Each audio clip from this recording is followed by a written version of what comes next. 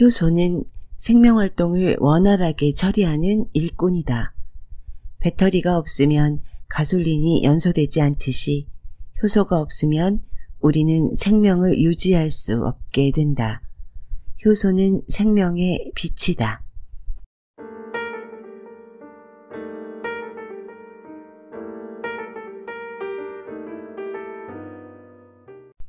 건강한 지식을 함께하는 세이버스입니다.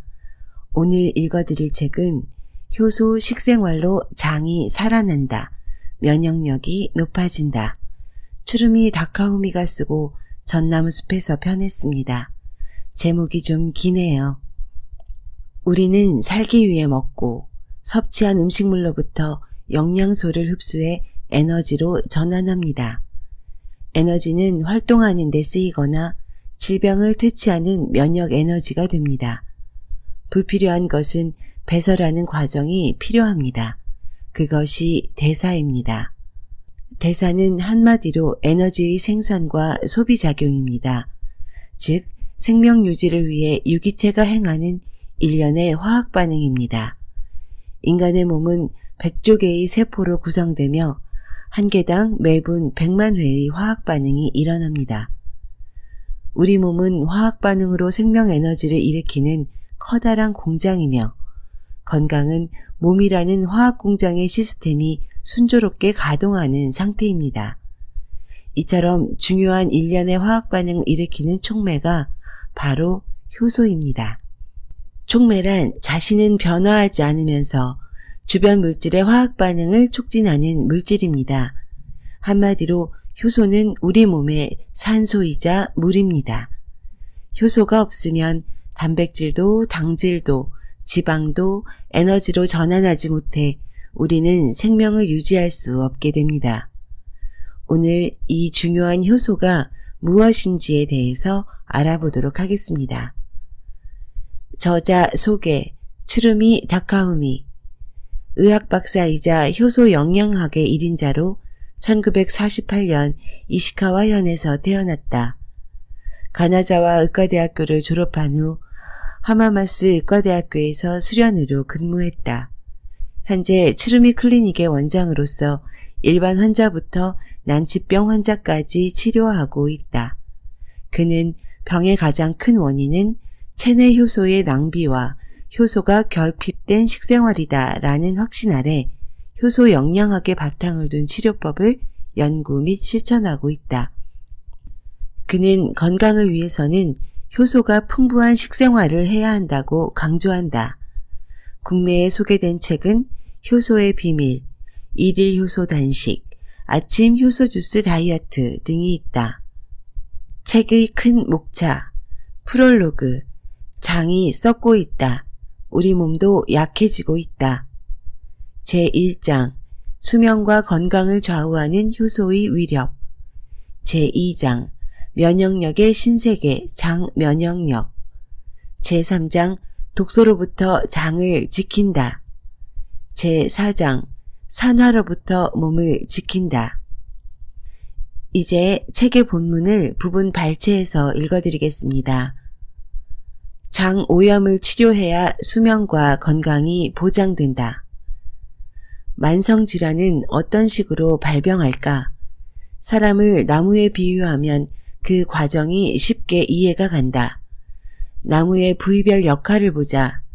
잎은 태양 에너지를 이용해 이산화탄소와 물로부터 유기물을 합성하고 산소를 대기 중에 방출하니 사람으로 치면 폐에 해당한다. 줄기는 나무의 몸이니 사람으로 치면 뼈와 근육과 피부다. 그렇다면 나무의 뿌리는 어디에 해당할까? 바로 장이다. 뿌리는 땅속 깊숙이 뻗어나가 토양 속 영양과 수분을 흡수해 줄기를 거쳐 나무 잎과 열매까지 전달한다. 인체에서 영양을 흡수하는 세포는 소장의 공장과 회장에 있는 장육모다.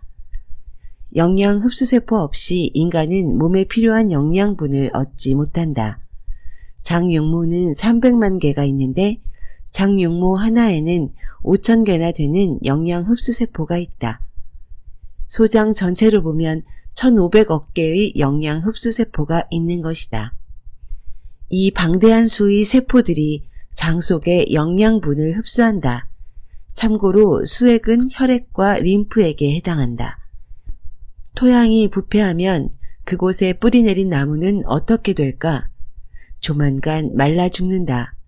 사람도 토양에 해당하는 장 내부가 부패하면 면역력이 떨어지고 곧 질병으로 이어진다.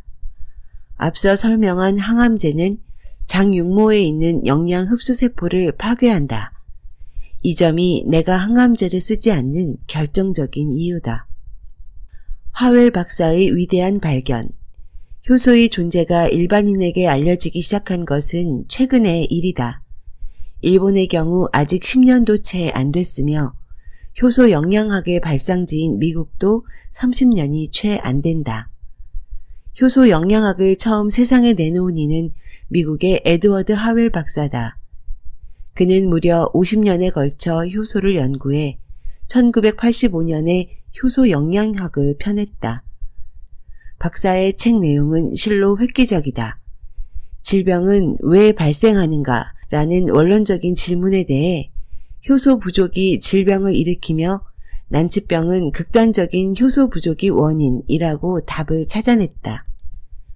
수명을 결정하는 요인에 대해서도 언급했는데 그때까지 자신이 어쩌지 못하는 운명으로 받아들였던 수명에 대해 박사는 이렇게 말했다. 수명은 체내 효소의 양에 좌우된다. 즉 몸이 가진 효소의 양에 따라 수명이 길어지기도 짧아지기도 한다는 내용이었다. 충격 그 자체였다. 하웰 박사의 주장을 이해하려면 우선 인체 내에서 일어나는 화학 반응에 대해 알아야 한다. 우리는 살기 위해 먹고 음식에 함유된 영양소를 흡수해 에너지로 전환한다. 전환된 에너지는 활동하는 데 필요한 에너지가 되거나 질병을 퇴치하는 면역 에너지가 된다. 에너지원이 되는 영양소가 바로 단백질, 당질, 지방이다. 이 3대 영양소는 자동차로 치면 가솔린과 같은 존재다. 차는 가솔린을 넣기만 해서는 움직이지 않는다. 가솔린을 태워서 생성된 에너지로 엔진을 돌려야 하며 그러려면 배터리가 필요하다. 사람도 차와 마찬가지다. 3대 영양소라는 연료를 몸에 집어넣기만 해서는 움직이지 않는다. 영양소라는 연료를 적정한 크기로 분해 및 소화해서 흡수하고 그중 몸에 필요한 것은 이용하고 불필요한 것은 배설하는 과정이 필요하다. 그것이 대사다. 대사는 한마디로 에너지의 생산과 소비 작용이다. 좀 더 구체적이고 과학적으로 설명하면 생명 유지를 위해 유기체가 행하는 일련의 화학 반응이다. 화학 반응은 어떤 물질이 자체적으로 혹은 다른 물질과 상호작용해 화학적 성질이 다른 물질로 변하는 현상이다. 단백질과 탄수화물, 지방이 여러 단계를 거쳐 에너지로 바뀌는 화학 반응이야말로 생명활동의 정체이다. 인간의 몸은 100조 개의 세포로 구성되며 한 개당 매분 100만 회의 화학 반응이 일어난다. 우리 몸은 화학 반응으로 생명 에너지를 일으키는 커다란 공장인 셈이며 건강은 몸이라는 화학 공장의 시스템이 순조롭게 가동하는 상태다. 화학 반응을 거쳐 흡수된 단백질은 골격과 세포 조직, 점막 및 점액의 원료로 쓰이고 당질은 세포 내 에너지 생산 공장인 미토콘드리아에 직접 작용한다. 지방도 에너지원인데 세포막 같은 생체막의 성분으로 쓰인다. 이렇게 중요한 일련의 화학 반응을 일으키는 촉매가 바로 효소다.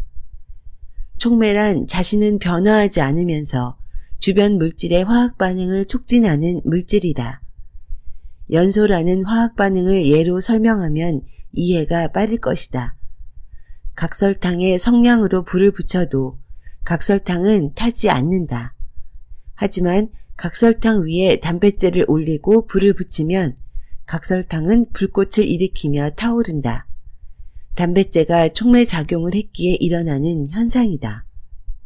한마디로 효소는 생명활동을 원활하게 처리하는 작업원이다. 배터리가 없으면 가솔린이 연소되지 않듯 효소가 없으면 단백질도 당질도 지방도 에너지로 전환하지 못해 우리는 생명을 유지할 수 없게 된다. 하웰 박사는 그 사실을 일찌감치 깨닫고 효소를 생명의 빛이라고 부르며 효소 영양학을 창시한 것이다. 체내 효소의 비밀 1. 매일 쓸 양을 스스로 만든다. 소화효소와 대사효소 사이에는 기이한 상관관계가 있다. 체내 효소는 평생 생산되는 양이 정해져 있다. 또한 하루의 생산량까지 정해져 있다. 재미있는 점은 하루에 만들어지는 일정 양을 우리 몸은 소화와 대사에 나눠 쓰고 있다는 사실이다. 소화와 대사 모두 인간의 생명활동에 없어서는 안 되는 중요한 작용인데 체내 효소가 균형을 맞춰가며 두 작용 모두에 관여하는 것이다. 여기서 우리가 확실히 알아야 할 사실은 소화에 쓰이는 체내 효소의 비율이 낮아야 건강하다는 점이다. 하루에 생산되는 체내 효소 대부분을 소화에 빼앗기면 대사가 정체돼 버리기 때문이다. 어떻게 그런 일이 생길까? 하루의 체내 효소 생산량을 생활비에 비유해보자. 생활하는 데는 기본적으로 집세와 식비, 수도요금, 가스와 전기 등의 광열비가 들어간다. 전화요금도 내야 하고 아이가 있는 가정이라면 교육비도 들어간다. 의료비, 의복비, 교통비도 어느 정도 필요하다. 미래를 준비하는 저축을 하고 때로는 여행 같은 이벤트도 필요하니 그것을 위한 저축도 해야 한다. 이처럼 생활에 꼭 필요한 경비는 대사효소다. 이러한 경비를 잘 처리해야 가정경제가 순조롭게 유지된다. 반면 생활에 꼭 필요하지 않으면서 큰돈이 들어가는 지출이 있다. 유흥비가 대표적이다. 이러한 지출은 소화효소에 비유할 수 있다. 생활비는 정해져 있는데 오락이나 음주 같은 유흥비로 대부분을 쓴다면 어떻게 될까? 가게를 운영하는 데 필요한 돈이 부족해져서 생활이 어려워질 것이다.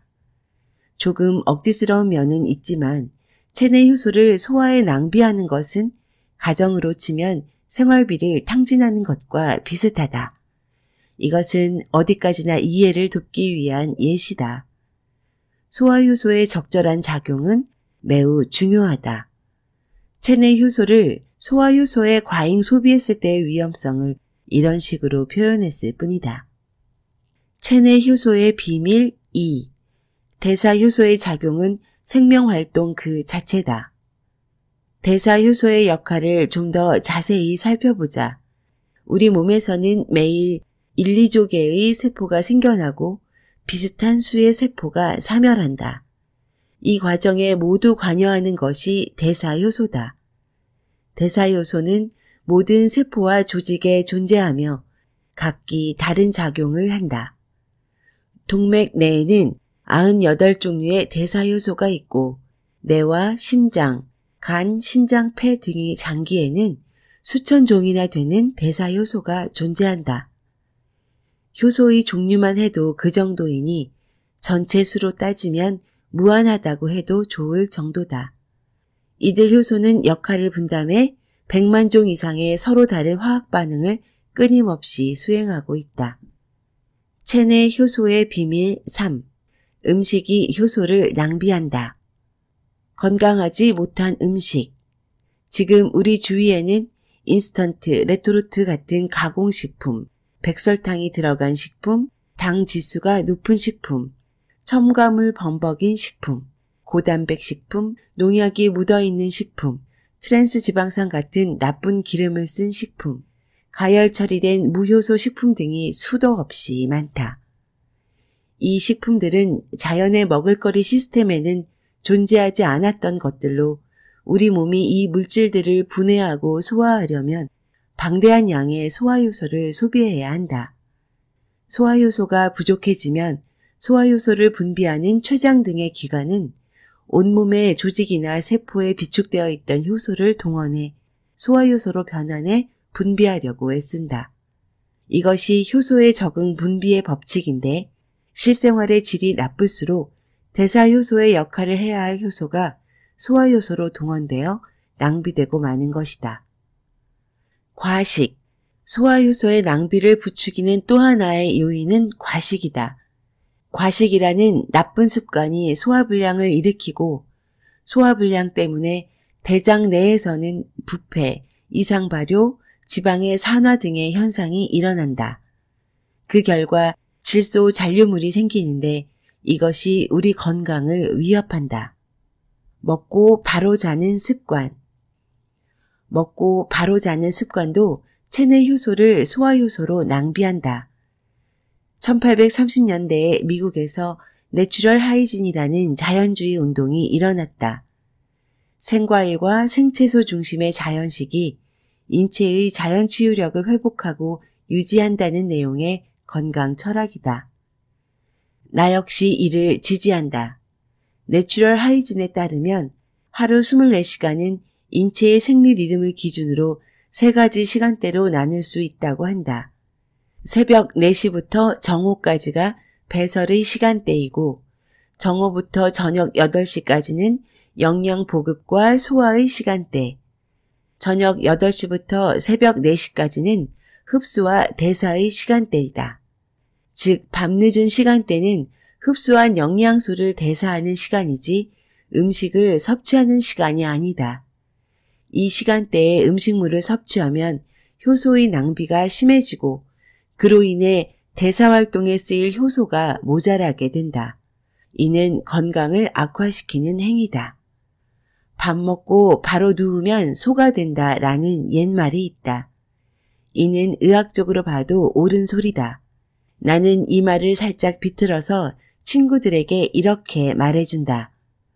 밥 먹고 바로 누우면 병든 돼지가 된다. 우리 몸이 잠을 잘 때 소화기관도 휴식에 들어간다. 그런데 먹고서 바로 자면 휴식을 취해야 할 소화기관이 일을 해야 하고 이때 대사에 쓰여야 할 효소가 소화효소로 쓰인다. 게다가 그 작용이 무척 약해서 음식을 제대로 소화하지도 영양소를 분해하지도 못한다. 효소도 헛되이 낭비되고 소화기관도 혹사당하는 것이다. 이렇게 해서 만병의 근원인 소화불량을 일으킨다. 체내 효소의 비밀 4. 체내 효소의 낭비를 막는 생활. 먹는 순서와 꼭꼭 씹어 먹기. 최근 먹는 순서가 건강의 키워드 중 하나로 떠오르고 있다. 체내 효소의 온존 측면에서도 먹는 순서는 아주 중요하다. 가장 이상적인 식사 순서는 생과일, 생채소, 그 다음 단백질 식품, 그 다음 탄수화물 식품 순이다. 날 음식에 들어있는 효소는 우리 몸에 들어가면 동물성 식품의 소화에 효과적으로 작용하기 때문에 가장 먼저 먹는 것이 좋다. 예를 들어 점심으로 돈가스 정식을 주문했다고 하자. 이때 처음부터 밥이나 돈가스를 먹어서는 안 된다. 일단 곁들여 나온 양배추 샐러드나 채소 절임을 먹는다. 미소 장국의 미소 된장은 발효식품이니 첫 술과 함께 마신다. 다음으로 돈가스, 밥에 순서로 먹는다. 효소를 끊임없이 몸에 공급해서 효과적으로 작용시킨다는 생각으로 식사를 하는 습관이 중요하다. 꼭꼭 씹어 먹기도 잊지 말자. 음식에서 영양을 끄집어내려면 꼭꼭 씹어 먹어야 한다. 소화는 입에서부터 시작된다. 첫 단계는 음식을 잘 씹어서 잘게 부수는 것이다. 입속에서 분비되는 타액에는 소화효소인 프티알린이 들어있다. 그래서 오래 씹어 타액이 듬뿍 분비되면 풍부한 프티알린 덕에 탄수화물의 소화가 진척된다. 음식을 제대로 씹지 않고 꿀꺽 삼켜버리면 위장에 부담을 줘서 소화불량의 원인이 된다. 빨리 먹는 습관은 건강에 큰 적이다. 그런데 현대인은 대체로 급하게 먹는다. 바쁘게 살다 보니 시간에 쫓길 수밖에 없다는 것이 이유이고 패스트푸드의 보급이 빨리 먹는 것을 가능하게 했다. 문제는 씹는 횟수와 시간이 모두 반으로 줄었다는 것이다.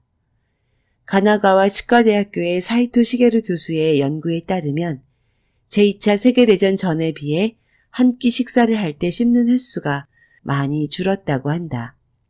과거에는 1420번이었던 데 반해 현재는 620번에 불과하다고 한다. 또 옛날에는 22분 정도 소요됐던 식사 시간이 지금은 11분으로 줄었다. 음식을 제대로 씹지 않고 삼키면 뇌의 시상하부에 있는 포만중추를 자극하지 못해 자신도 모르게 과식을 하게 된다.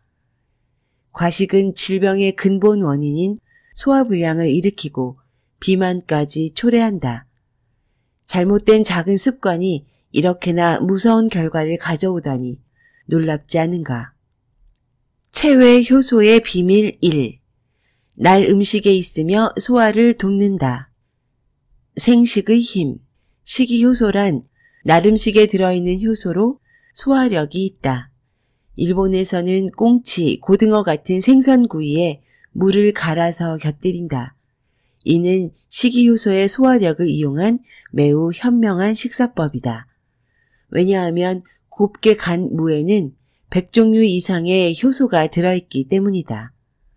무에 들어있는 아밀라아제는 밥의 전분을 분해하고 프로테아제와 스테아제는 생선살의 단백질을, 리파아제는 생선의 지방을 분해한다. 그 밖에 활성산소를 공격하는 카탈라아제와 발암물질 분해 요소인 옥시다아제도 들어있다. 생선을 구우면서 탄 부분에는 발암물질이 형성되어 있으니 옥시다아제와는 찰떡궁합이다. 모든 동식물에 함유된 식이효소에는 또 다른 위력이 있다. 죽는 순간 체내 효소가 활동해 자기 몸을 분해하는 것이다. 고기, 채소, 과일은 모두 자신의 효소로 자기 몸을 녹인다. 하웰 박사는 이를 사전소화라고 불렀다. 사전소화로 음식이 어느 정도 분해되기 때문에 우리는 이 음식들을 소화시킬 때 소화효소를 적게 쓰게 된다. 그 결과 대사에 쓰일 효소의 양이 많아진다. 식이효소도 체내 효소처럼 열에 약하다. 48도에서 2시간, 50도에서 20분을 버틸 뿐이며 53도에서 활동성을 잃는다. 즉 본래의 효력을 잃어버린다. 그렇기 때문에 먹을거리를 날로 섭취하는 일이 매우 중요하다. 체외 효소의 비밀 2. 우리는 지금 효소 없는 식사를 하고 있다. 현대인은 유전적으로 물려받은 체질에 역행하는 식생활, 즉 서구식 식생활을 하고 있다. 그 결과 최근 암이나 당뇨병 같은 생활습관병으로 고통받는 사람이 많아졌다. 앞에서도 소개했지만 암으로 인한 사망은 최근 30년 동안 20만 명이나 늘어났으며 50년 전만 해도 고작 3만 명이던 당뇨병 환자는 현재 2천만 명을 넘어섰다. 알츠하이머병이나 노인성 질환 등으로 고통받는 사람도 많아지고 있다. 성인과 노인뿐만 아니라 어린이들에게도 비만이나 생활습관병이 급증하고 있다. 참상이 아닐 수 없다. 이 모두가 잘못된 식습관 때문이다. 서구식 식사는 한국인의 체질에 맞지 않는 매우 위험한 식습관이다. 아프리카에서 일어난 비극이 지금 우리 눈앞에서 펼쳐지는 비극이기도 하다. 조상들이 지혜를 모으고 연구를 거듭해서 만들어낸 전통 식문화를 다시 한번 되돌아볼 시기가 왔다고 나는 생각한다. 체외 효소의 비밀 3. 식이효소를 효율적으로 섭취하는 방법. 발효식품으로 장내 세균을 늘린다. 생식 이외에 효소를 섭취할 수 있는 식품으로 발효식품이 있다. 발효식품이란 곰팡이, 효모, 세균 등의 미생물이 식품에 함유된 전분이나 당, 단백질 등을 분해 합성해서 높은 영양가의 새로운 성분을 만들어낸 식품을 말한다. 대표적인 발효식품이 된장이다. 된장은 세계에서 으뜸가는 건강식품으로 발효 과정에서 아밀라아제와 프로테아제, 리파아제 같은 여러 종류의 소화효소가 생겨난다. 된장에는 라이소자임이라는 효소도 함유되어 있다. 사람에게는 콧물, 눈물, 모유 등에 들어있다. 된장을 먹을 때는 잘 섞어서 점성을 강화하는 것이 이처럼 유익한 효소들을 제대로 흡수하는 비결이다. 콩은 그 자체로 훌륭한 건강식품이지만 삶아 먹어도 소화가 잘 되지 않는 단점이 있다. 그런 콩을 미소된장이나 간장으로 만들어서 소화가 잘 되게끔 만든 조상의 지혜가 감탄스럽다. 한국의 김치, 유럽 각지의 피클 등도 대표적인 발효식품으로 매우 질이 좋은 소화효소 보조제다. 이 식품들을 매일 먹으면 장내 세균이 늘어나고 면역력도 좋아져서 건강한 몸을 만들 수 있다. 체외 효소의 비밀 4. 장내 세균의 효소는 체외 효소다. 장내 세균이 대사물질을 만든다. 장을 포함한 소화관은 입에서 들어온 음식물이 지나가는 길이다. 구강, 식도, 위, 소장, 대장, 그리고 항문까지 하나의 긴 관으로 이루어져 있으며 피부와 마찬가지로 항상 외계의 자극에 노출되어 있다. 그래서 안이자 밖이라고 하며 의학적으로도 신체 외부로 본다. 그러한 장, 주로 대장에는 세균이 살고 있다. 장내 세균은 우리가 섭취한 영양분의 일부를 주된 영양원으로 삼아 분해와 합성 등의 발효 활동을 통해 증식하고 다양한 대사물질을 만들어낸다. 그 분해와 합성에는 유익균의 효소가 활약한다. 얼마 전까지만 해도 인간은 식이섬유인 셀룰로즈를 분해하지 못한다고 여겨졌다. 셀룰로즈는 포도당으로 이루어진 단순 다당류의 하나로 고등식물이나 조류의 세포막의 주 성분이다. 그러나 현재는 어느 정도 분해와 발효가 가능하다는 사실이 밝혀졌다.